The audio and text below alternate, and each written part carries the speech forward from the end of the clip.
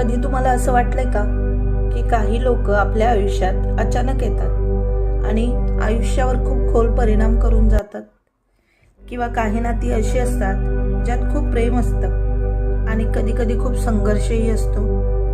ज्योतिषशास्त्र सांगतं हे सगळं रॅन्डम नसतं, यामागे असतं कर्मांचं गणित. नमस्कार, आज आपण एक खूप इंटरेस्टिंग आणि गूढ विषय समजून घेणार आहोत. कर्मबंध म्हणजेच कार्मिक कनेक्शन्स.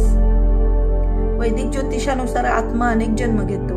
प्रत्येक जन्मात आपण जे कर्म करतो त्याचे परिणाम पुढील जन्मात अनुभवायला मिळतात. म्हणूनच काही लोक आपल्या आयुष्यात पुन्हा येतात, अपूर्ण राहिलेली भावना, देणं घेणं किंवा शिकायचे लाईफ लेसन्स पूर्ण करण्यासाठी. यालाच कर्मबंध किंवा ऋणानुबंध म्हणतात. ज्योतिषशास्त्रात काही ग्रह आणि भाव अशा कार्मिक कनेक्शन्सकडे संकेत देतात. उदाहरणार्थ राहू केतू ॲक्सिस, अष्टम भाव आणि द्वादश भाव, 8th हाऊस आणि 12th हाऊस हे अनेकदा पास्ट लाईफ कर्माशी संबंधित मानले जातात. तसेच शनी हा कर्मफल देणारा ग्रह असल्यामुळे तोही अनेकदा अशा कार्मिक रिलेशनशिप्समध्ये महत्त्वाची भूमिका बजावतो. म्हणूनच आपल्या आयुष्यात येणारी काही नाती खूप खोल असतात, खास असतात.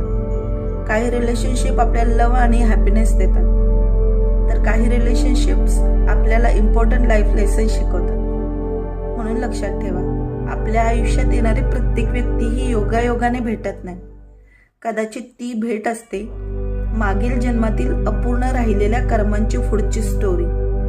आणि म्हणूनच वैदिक किंवा पराशरी ज्योतिष सांगतं राहू केतू, अष्टम भाव, द्वादश भाव, शनी हे अनेकदा प्रिव्हियस बर्थ कर्म आणि कार्मिक बॉन्ड्स दर्शवतात. म्हणजेच काही रिलेशनशिप फक्त या जन्माच्या नसतात, तर त्या अनेक जन्मांच्या कर्म कनेक्शनमुळे तयार झालेल्या असतात. धन्यवाद.